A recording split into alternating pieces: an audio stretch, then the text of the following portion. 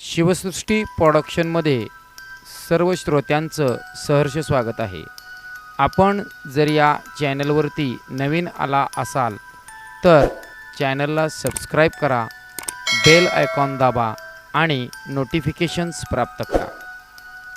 आजच्या आपल्या कथेचं नाव आहे बोलणारी थडगी। कथेचे वाचक आहेत संतोष देशपांडे, लेखक आहेत संतोष देशपांडे आणि स्टोरी एडिटर आहेत मकरंद हरिदास। मित्र हो, कधी आपल्याशी कोणी मेल्यानंतर बोललं आहे का? जरा विचित्र वाटतं ना। माझ्या कुटुंबाच्या बाबतीत ही घडलेली एक घटना आहे, असं व्यंकटनाना घटना सांगत होता।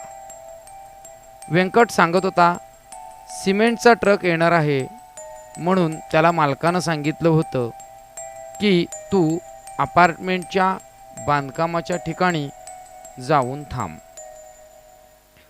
कढईवरती गरमागरम वडापाव करायचा, कामगारांना भजी वडापाव विकायचा, हा त्याचा धंदा होता। तो धंदा या नवीन साईटवरती त्याने सुरू केलेला होता। बिल्डरने त्याला राहण्यासाठी जागा दिली होती आणि बांधकामावर येणाऱ्या सामानाबद्दल त्याची देखरेख करायचं काम तो त्या ठिकाणी करत होता। गावाबाहेरच्या बाजूला असलेलं निर्मनुष्य ठिकाण आणि त्या ठिकाणी चाललेलं हे काम, तेथे येणारे कामगार, या सर्वांची देखरेख करण्यासाठी व्यंकटचं कुटुंब त्या ठिकाणी राहिलं होतं। कधी वाळू यायची, कधी सिमेंट यायचं, तर कधी खडी यायची। त्या कुटुंबात एकूण 6 लोक राहत होती। व्यंकट, व्यंकटचे वडील नामदेव, त्याची आई सखू, त्याची पत्नी राणी आणि त्याची लहान बहीण तनू आणि लहान भाऊ तेजा, एवढे 6 जण मिळून त्या ठिकाणी राहत होते। त्यांना राहायला येऊन केवळ 2 दिवस झाले होते आणि पौर्णिमेची रात्र होती। बांधकामाच्या साईटवरती साधारण 100 मीटर अंतरावरती एक ओढ्यासारखं ठिकाण होतं। त्या ठिकाणी सर्वजण परसाकडला म्हणून जात असत। त्याही रात्री व्यंकट परसाकडला जाण्यासाठी निघाला होता। रात्रीची वेळ होती, साधारण 10:30 वाजले होते। 11:30 वाजेपर्यंत वाळूचा ट्रक येणार होता। तोपर्यंत तेजा आणि व्यंकट दोघेही टरमळे घेऊन ओढ्याच्या दिशेने परसाकडला जाण्यासाठी निघाले। झाडाच्या पलीकडच्या बाजूला जुन्या काळातील दगडी बांधकाम असलेली अनेक थडगी दिसत होती। साधारण 10 ते 15 थडगी होती। उंच वाढलेलं गवत होतं। तेवढ्यात व्यंकटचा भाऊ तेजा म्हणाला, दादा, इथे स्मशान दिसत आहे। याचे बांधकाम जुन्या काळातलं वाटत आहे। दादा, आपण स्मशानात राहत आहोत का? नाही रे तेजा, आपण स्मशानामध्ये नाही राहत। स्मशान तर लांब आहे, बघ ना, आपण राहतो ते ठिकाण जवळजवळ इथून 100 ते 150 फूट अंतरावरती आहे आणि इथे बांधकाम पण सुरू आहे। ते दोघे जण बोलत होते। इतक्यात कोणीतरी गप्पा मारत आहे असा आवाज त्या दोघांना आला। एवढ्या लांब आणि एवढ्या काळ्या भोर अंधारामध्ये या ठिकाणी राहणारी लोक फक्त 6 जण होती आणि या ओढ्याच्या भागामध्ये कोण बरं गप्पा मारत असेल, या विचाराने दोघेही थोडेसे भयभीत झाले। थोडं पलीकडे जाऊन त्या दोघांनी परसाकडला बसायचं ठरवलं। प्रसंग असा होता की चंद्रप्रकाश जरी असला तरी मनामध्ये भीतीनं घर केलेलं होतं। व्यंकट आणि तेजा दोघेही थोडेसे दूरवर जाऊन बसले, तरी त्यांना पुन्हा एकदा 2 व्यक्ती बोलत आहेत असा आवाज आला।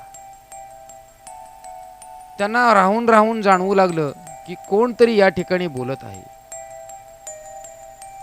तेवढ्यात ते काय बोलते ते स्पष्ट जाणवू लागलं। वैजूच्या घरी जाऊन आले। बाहेरूनच बघितलं, सुनबाई घर छान सांभाळते। मी तुम्हाला म्हणलं होतं आपल्या माघारी घर सांभाळणारी वासंती हीच खऱ्या अर्थाने चांगली मुलगी आहे. प्रभा अजून बदललेली नाही. अजूनही वाईट गोष्टींच्या नादीच लागलेली आहे ती. वासंती आपल्या गावकर कुटुंबाला शोभणारी मुलगी आहे हे मला माहीत होतं. म्हणूनच शेत मी तिच्या नावावर केलं. अशा पद्धतीचा संवाद दोन नवरा बायकोमध्ये सुरू होता. आपल्या सुनांबद्दल बायको नवऱ्याला सांगत होती आणि त्यांचं नाव गावकर आहे यावरून लक्षात येत होतं. व्यंकट आणि त्याचा भाऊ तेजा या दोघांना कोणीच दिसत नव्हतं. मात्र चर्चा व्यवस्थित पद्धतीने ऐकू येत होती. थोडं अंतर गेल्यानंतर एका कट्ट्यावरती ते दोघेजण जाऊन बसले आणि शांततेमध्ये चर्चा ऐकू लागले. तेजा म्हणाला, या असल्या भयानक अंधारामध्ये स्मशानासारख्या जागेत नवरा बायको ते पण वृद्ध कशासाठी येत असतील आणि त्यांची चर्चा या विषयावर एवढ्या रात्री का बरं सुरू असेल? दादा, मला वाटतं ही जागा जरा भयानक आहे. या ठिकाणी इतकी थडगी आहेत. या ठिकाणी नवरा बायको जिवंत असताना येणं शक्यच नाही. व्यंकट म्हणाला, म्हणजे नेमकं तुला काय म्हणायचं आहे? तेव्हा तेजा म्हणाला, दादा, या ठिकाणी कोणीच दिसत नाही याचा अर्थ नक्कीच मला भुताटकी वाटते. 2 मिनिटं त्यांच्या मनामध्ये भीतीने घर केलं.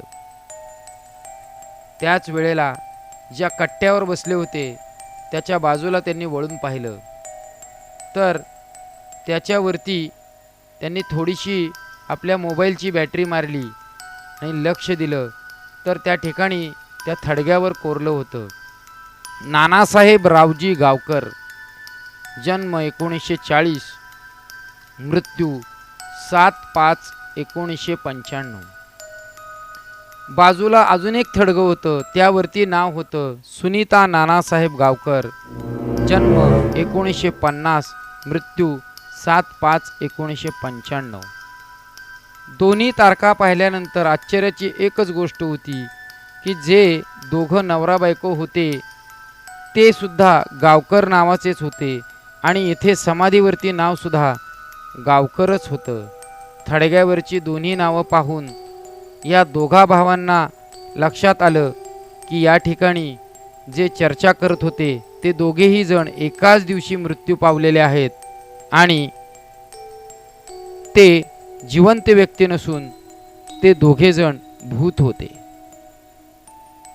दोघांचा मृत्यू एकाच दिवशी झालेला आहे हे तारखेवरून लक्षात आले. तेजा म्हणाला, दादा, चल, येथून आपण निघून गेलं पाहिजे. हे स्मशान आहे. मी म्हणालो होतो ते खरं आहे. आपण इथून लगेच निघून जायला हवं. तेव्हा ते दोघे तिथून निघून परत त्यांच्या राहण्याच्या घराच्या ठिकाणाकडे चालत निघाले. थोडे अंतर पार करत होते परंतु थोड्या अंतरानंतर पुन्हा ती थडगी त्यांना दिसत होती. मागं वळून पाहिल्यानंतर पुन्हा अंधार दिसत होता.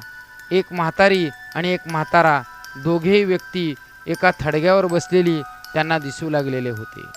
तेव्हा तेजा म्हणायचा, दादा, लवकर चल, आपल्या पाठलाग करणारे 2 म्हातारे व्यक्ती दिसत आहेत. तेव्हा व्यंकट म्हणायचा, अरे, आपण चालतोय खरं, परंतु तेच लोक सारखं दिसत आहेत. बहुधा तेजा आपल्याला चकवा बसलेला असावा. 1 तासभर हा खेळ सुरू होता. शेवटी त्या दोघांनीही दमून एका कट्ट्याजवळ लपून बसायचं ठरवलं. त्याच वेळेला 2-3 थडगी थरथर कापताना दिसू लागली. त्या थरथरणाऱ्या थडग्यातून आवाज येऊ लागला. ती सुद्धा बोलू लागली. आप्पा आणि सासूबाई यांचं ऐकलं असतं तर हे घडलंच नसतं. तुम्हाला भारी हौस नवीन बांधकाम करायची. आप्पा आणि आई यांच्या बोलण्यामुळेच आपला जीव गेला हे विसरू नकोस मालती. हे संभाषण ऐकल्यानंतर लक्षात आलं की हे सुद्धा या गावकर कुटुंबातीलच मुलगा व सून असावेत. परंतु थडगं बोलतं ही गोष्ट त्या दोघांच्याही मनाला पटत नव्हती. तेजा इतका घाबरला होता की त्याला काय करावं सुचत नव्हतं. तो कानामध्ये बोट घालून बसला आणि व्यंकटला म्हणाला, मला असं काही ऐकायचं नाही दादा, इथून आपण लगेच निघून जायला हवं. इथे जिकडे जाईल तिकडं भूतच दिसत आहेत. दादा, काहीही करून या स्मशानभूमीतून आपण बाहेर पडायला हवं. व्यंकटने त्याला धीर देण्याचा प्रयत्न केला. ते दोघेही तसेच शांत पद्धतीने त्या थडग्याच्या कट्ट्याजवळ लपून बसले. 2 तासाचा वेळ उलटलेला होता. ते कितीही चालले तरी फिरून फिरून थडग्याजवळ येत होते. मालती, तिचा नवरा, मालतीचे सासू सासरे या चौघांचं संभाषण त्या दोघांनी ऐकलं होतं. आता वेळ संपली असावी असं समजून ते दोघेजण चालायला सुरुवात केली. अजून थोडं अंतर चालून गेल्यानंतर त्यांना पत्रा शेड दिसला. ते त्या ठिकाणी पोहोचले होते ज्या ठिकाणी त्यांचे घरचे लोक वाट पाहत होते. त्या दोघांना पाहून घरातले लोक जरा भानावर आले. ते त्यांना म्हणाले, अरे किती वेळ झाला तेजा, ती ट्रक आलेली आहे, तुम्ही कुठे गेला होता?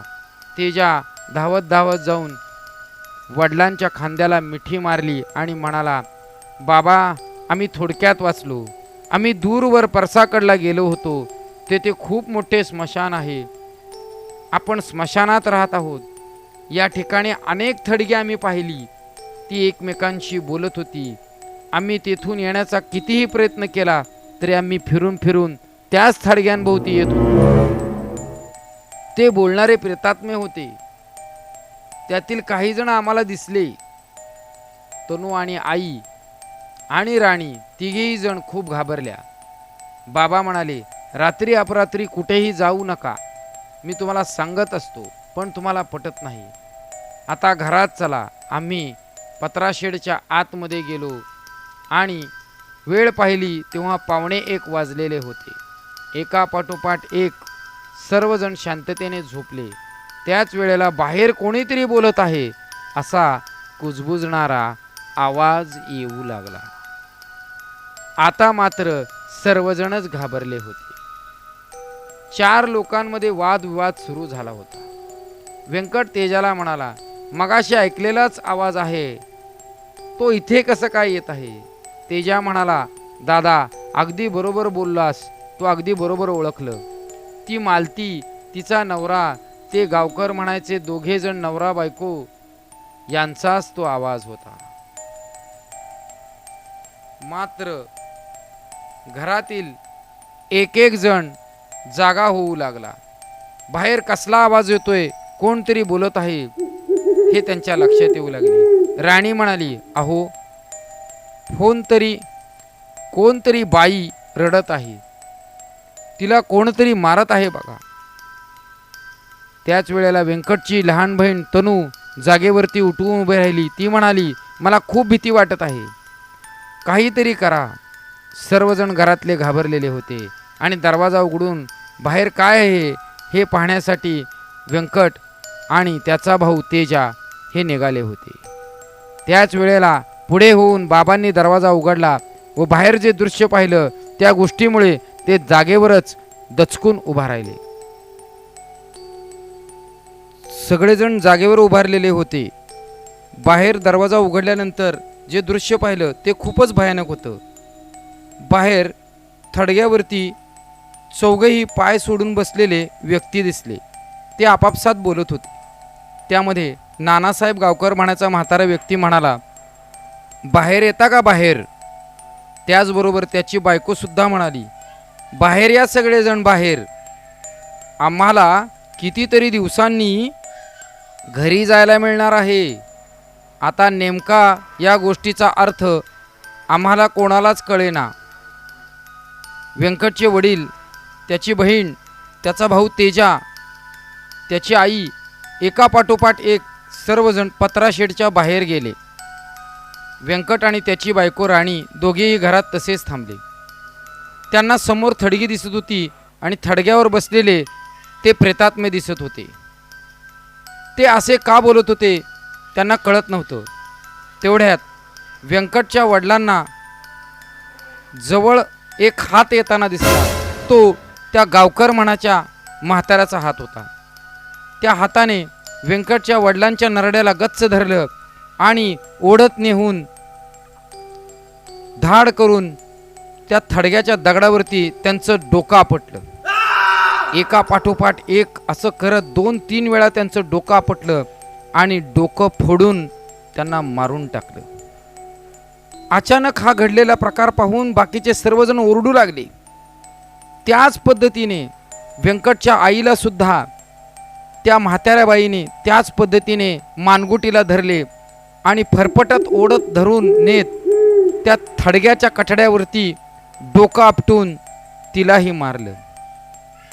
त्याच्या पाठोपाठ तेजा आणि व्यंकटची बहीण तनू या दोघांनाही मालतीने आणि तिच्या नवऱ्याने गच्च धरले आणि मानगुटीला धरून ओढून नेत त्या चौथ्या आणि तिसऱ्या थडग्यावरती त्यांची डोकी आपटली.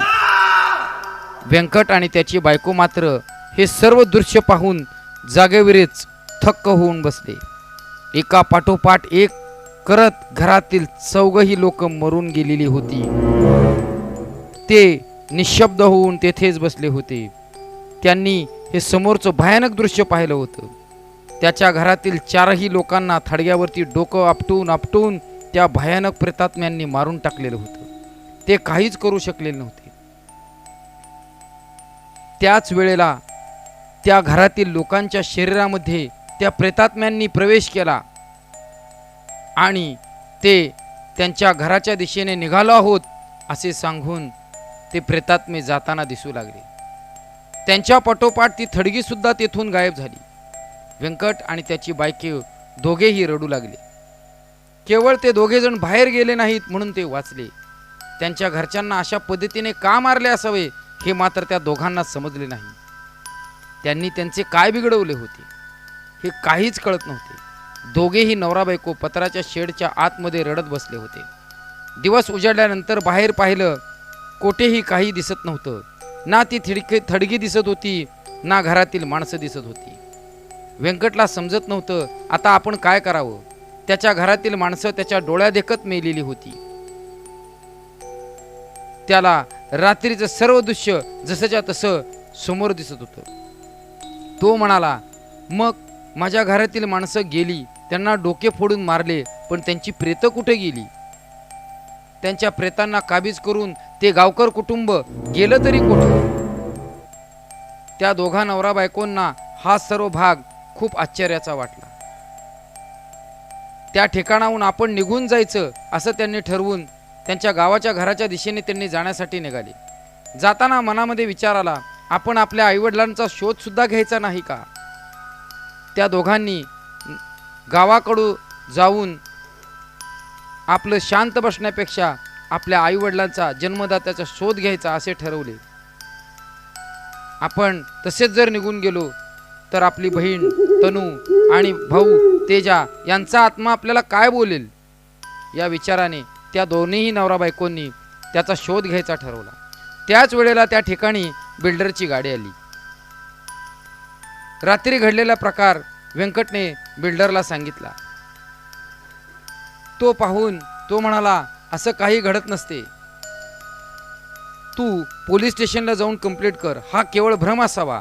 तुझे घरातले लोक इथेच कुठेतरी असतील. तुला हा सर्व भ्रम झाला असेल असे बिल्डरने सांगितले. त्याच वेळेला बांधकाम करणारा एक गवंडी त्या ठिकाणी आला. त्याचं नाव परसू होतं. तो म्हणाला, रात्री पौर्णिमा होती. दर पौर्णिमेला येथे काहीतरी घटना घडते. व्यंकट, तुला मी एक म्हातारीकडे घेऊन जातो. ती म्हातारी तुला या सर्व गोष्टीची उकल सांगेल. व्यंकट त्या परसू नावाच्या गवंड्याला म्हणाला, आपण त्या म्हातारीकडे नक्कीच जाऊ. लिंबाच्या एका झाडाखाली झोपडी होती. त्या झोपडीच्या बाहेर बाजेवरती बसलेली ती म्हातारी दिसली. त्या म्हातारीला जाऊन परसू आणि व्यंकटच्या बायकोने नमस्कार केला. म्हातारी व्यंकटकडे चेहऱ्याकडे पाहून म्हणाली, तू वाचलास बर का लेकरा, तुझी येळ आली नव्हती. तुझ्या आईबापाच्या कर्माचे फळ तुझ्या घरातल्या सगळ्यांना भोगावे लागले. ही गोष्ट ऐकल्यानंतर व्यंकटला काय म्हातारे असे का बोलत आहे हे काही समजले नाही. तो म्हातारीला म्हणाला, आजी तुम्हाला नेमकं काय म्हणायचं आहे? त्यावरती म्हातारी त्याच्या कपाळाकडे पाहून म्हणाली, तुझा बाप नामदेव, तुझी आई सखूबाई एका सावकाराकडे कामाला होती. त्यांच्या घरात सारखा वाद सुरू असायचा. तुझा बा आणि तुझी आई त्यांचं बोलणं ऐकायचे. त्या घरामध्ये 2 सुना होत्या आणि नवरा बायको असे एकूण 6 जण राहत होते. एक मुलगी व एक सून घर शेती विकून शहराकडे जावं असं म्हणून घरामध्ये भांडण करत होती. या घराची जागी मोठी इमारत बांधावी आणि ती भाड्याने द्यावी आणि आपण निवांत भाड्यावर जगावं असं दुसरं जोडपं विचार करत होतं. अशा प्रकारे घरामध्ये भांडणाचं वातावरण होतं. एके दिवशी तुझ्या बापानं आणि तुझ्या आईने यांच्या घरातला वाद पाहिला. पैशाच्या हव्यासानं म्हाताऱ्याने जेवणामध्ये विष कालवलं आणि सगळ्यांचा विष खाऊ घालून कार्यक्रम आटोपला. नानासाहेब गावकर या सावकाराच्या घरातलं सोनं नाणं पैसा सगळा गोळा करून तुझ्या आईवडिलांनी स्वतःच्या घरी नेऊन ठेवला आणि कुटुंबानं विष पिऊन आत्महत्या केली असा गावभर बनाव केला. हा पैसा, हे सोनं नाणं, त्याचा उपभोग तुझ्या बहिणीने म्हणजे तनूने आणि तुझ्या भावाने म्हणजे तेजाने घेतला. पोलिसापासून गावकऱ्यापासून हा सर्व प्रकार त्यांनी अगदी शितापीने लपवून ठेवला आणि गावाला सांगितलं की आम्ही खूप गरीब आहोत आणि बांधकाम करून जगत आहोत असा भास करून आहोत. तुझ्या लग्नानंतर तू तुझ्या बायकोला म्हणजे या राणीला घेऊन शहरात राहायला गेला होता. तुला यातील काहीच माहिती नव्हती. ज्या प्रेतात्म्याने तुझ्या घरातील 4घांना मारलं त्यांना सुद्धा तुम्ही दोघे कोण आहात हे माहिती नव्हतं. तुमचा प्रत्यक्षरित्या या घटनेशी काहीही संबंध नव्हता. केवळ या गोष्टीमुळे तुम्ही या भयानक प्रकारातून वाचलात. गावकर कुटुंबाच्या मृत्यूनंतर त्यांची थडगी या ठिकाणी गावाबाहेर असलेल्या स्मशानात बांधण्यात आली आणि योगायोगाने तुमच्या कुटुंबाला याच ठिकाणी बांधकामाच्या साईटवरती काम मिळालं आणि पौर्णिमेच्या रात्रीच ज्या पद्धतीने तुझ्या आईने आणि वडिलांनी त्यांना मिळून कट करून विष पाजून मारलं होतं त्याच पद्धतीने पौर्णिमेच्या रात्रीच गावकर कुटुंबाच्या त्या मेलेल्या प्रेतात्म्यांनी तुमच्या घरातील 4 व्यक्तींचा सूड घेतला आणि त्यांची जी इच्छा घराकडे जायची राहिलेली होती ती त्यांनी तुझ्या घरच्या लोकांच्या शरीरात प्रवेश करून ती पूर्ण केली. पैशाचा हव्यास माणसाचा माणूस बदलून कोणत्याही थराला नेऊन जातो, परंतु नीतिचक्र मात्र त्याचा हिशोब बरोबर ठेवते. तुझ्या वडिलांच्या आईच्या कर्माची फळं तुझ्या भावाला आणि बहिणीला चुकवावी लागली. जी बोलत होती ती थडगी नव्हती, ते तुमच्या आईवडिलांचं कर्म बोलत होतं आणि ते तुम्हाला सगळं ऐकू येत होतं. म्हातारीने हे सांगितल्यानंतर व्यंकट सुन्न मनाने घडलेल्या गोष्टीचा पश्चाताप करत आपल्या घराकडे निघून गेला. व्यंकट आणि त्याची बायको आजही खूप घाबरलेल्या अवस्थेत असतात. त्यांना ती बोलणारी थडगी आणि ती प्रेतात्मे आजही डोळ्यासमोर दिसतात.